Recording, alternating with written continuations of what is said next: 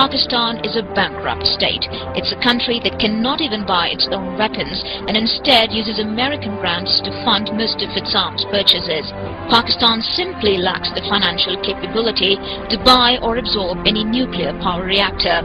The juxtaposition with India, of course, is all the more poignant because India is one of the great economic success story of the past 20 years since it embraced the market. Pakistanis aren't fools. Surely that they can see this. They can see the Western world expanding. That they must wonder why, even with nuclear weapons, that they're this pariah, this failure. In fact, it's the opposite. The more India grows, the more India attains the superstardom, Pakistan's resentments grow with it. And its relevance, it is relevant so long as it attaches itself to India as a parasite. The moment it leaves India behind, no one cares about Pakistan. Is there a single thing that Pakistan produces that we are in awe of? No, there's nothing. Is there something Pakistan has that induces jealousy in us? Nothing. It's really a failed state, and we only look to it because it's a problem. Right. It just wants our attention. Okay. There for the costs, we stayed for the quality, and we are investing for the innovation. No wonder Peter Drucker, the great thinker, said, India is becoming a powerhouse very fast. The medical school in New Delhi is now perhaps the best in the world, and the technical graduates of the Indian Institute of Technology are as good as any in the world. Also, India has 150 million people for whom English is their main language. So India is indeed becoming a knowledge center. That's precisely what is happening. India is defined to be not just a cost-saving destination, but also a knowledge and innovation hub. From Merrill Lynch to Reuters, from Goldman Sachs to Thomson Analytics, from Lehman Brothers to LexisNexis, all are investing in the next knowledge capital of the world. Business Week and Business World believe that in the near future, India will become the R&D hub of Asia and of the world. Google has ranked Pakistan as the #1 country in the world that has the most online searches for pornographic material. Yeah, this is unbelievable. And that's news? Yes, it is news. Really? It is news. They're not seeing it anywhere. No, I understand. It's disturbing. Read what the searches are. This is the part of it that I found surprising, okay? Because them searching for porn, not so surprising. What they're specifically searching for is surprising and disgusting. Yeah. What are they searching for? I'll read it to you right now. Pakistan is top dog in searches per person for horse sex in 2004. This isn't funny. Yes, it is. Okay. Donkey sex since 2007. You're going to argue that that's not funny.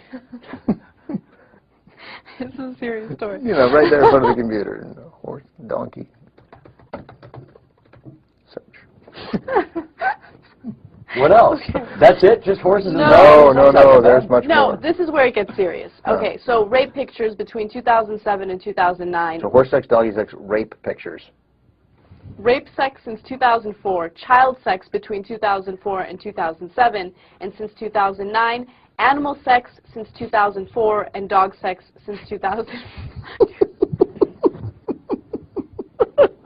So are there any women, like any man-woman sex, any of that going on in Pakistan? Animal sex and... Go ahead, Anna, finish the story. So... Oh, what's next? What else? Is there more? Yes. They also are #1 in searches for... Come on. What is it? In camel sex. This is terrible. This story took a turn for the worse. Anything else you're looking for in Pakistan? हाल ही में आपका एक बड़ा सख्त column Toronto सन में जहां आप column लिखते हैं वो पढ़ने को मिला जिसमें आपने पाकिस्तान को गालिबन मुझे टाइटल याद आ रहा है कॉन्क्यूबाइन में तवाइफ ऊपर दल्लिक जो तवाइफ होती है वो बन गए हैं ये लोग ये पाकिस्तान आप ये सोचिए कि ना सिर्फ उनकी रूलिंग क्लास हुकूमत बल्कि आम इंसान भी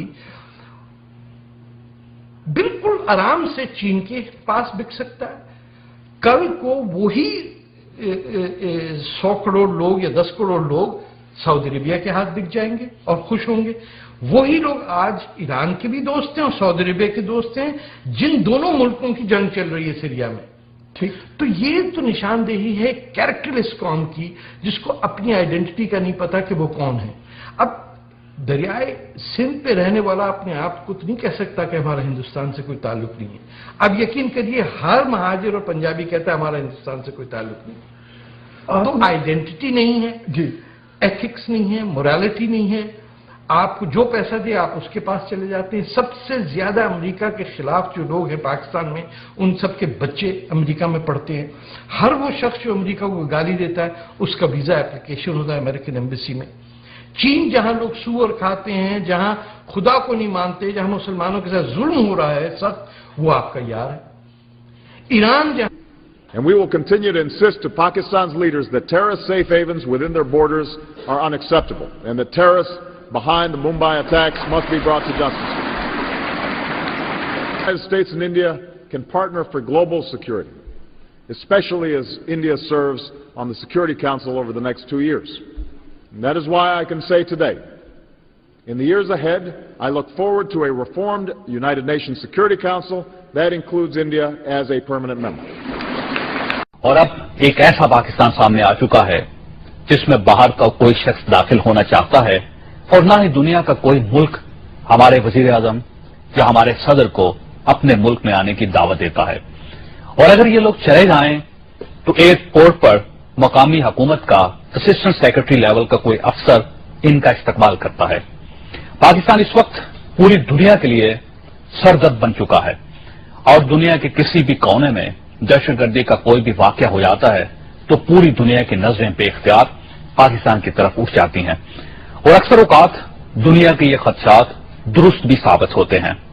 आज कोई मुल्क हमें वीजा देने के लिए तैयार है और ना ही कोई हमारे साथ बिजनेस करने के लिए रजामंद। आलमी मंडी में लोग हमारा सस्ता माल भी खरीदने के लिए तैयार नहीं है और हम समाजी सतह पर भी बदतरीन दौर से गुजर रहे हैं। Of the 3 countries that you grew up in, India, Pakistan, and England, Pakistan was the one you felt most like an outsider. Yeah, Pakistan sucks. I mean, well, at least you're being diplomatic, thank God. Could you be more straightforward? I don't think I got that one. No, I know, I know it's one of America's current 2 allies in the world, but Saudi Arabia and Pakistan. We're on a roll now. But it sucks. And especially if you're used to India, which is a rich, complicated, open society full of colors and smells and excess and rich, kind of real richness of life experience, and you cross the frontier into Pakistan, which used to be the same place, 56 years ago, used to be the same place. Now you feel a kind of, in a cultural sense, you feel a kind of airlessness. That there's no air to breathe. People aren't allowed to say what they think. They aren't allowed to do what they like. Women and men are segregated. There's a gigantic drug culture because it's one of the world's major producers of opium and heroin. There's an exploding AIDS problem, which is not looked at because, of course, Muslims don't get AIDS. There's a highly gangsterized urban society. There's political corruption on both the civilian and the military side. There's economic corruption so great that 75% of the economy is now believed to be the black economy rather than the overt white economy. There is enormous regional dislike. The Sindhis don't like the Punjabis. Nobody likes the Balochis. Everybody hates the northwest frontier where they're fundamentalist and pro-Taliban. It sucks. But there you... And what type of people did you kill today? The usual. Bad guys. Bad guys, baddest ass, suicide vested, cold-hearted Pakistani motherfuckers is the Karachi.